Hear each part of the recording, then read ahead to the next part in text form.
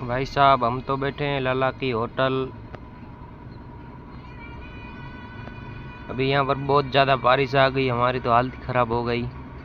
हमारा क्या ना आधी गाड़ी कल लोड हो गया था, आधी आज होगा, इसलिए हमने एक तिरपाल डाला था। माल भीगने के हमने सोचा माल भीग जाएगा तो हम ऊपर चढ़ के दूसरी तिरपाल डाली, पूरे भीग गए यार, हालत ख़राब हो गई।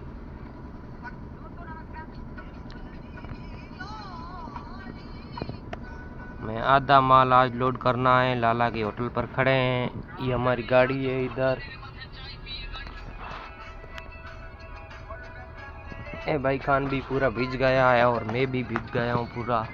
अब जैसे जैसे लाग कर आए हैं तिरपाल पीछे गाड़ी के ऊपर, पीछे से नीचे कर दिया है, ऊपर आगे डाल दिया है। हालत ख़राब हो गई यार।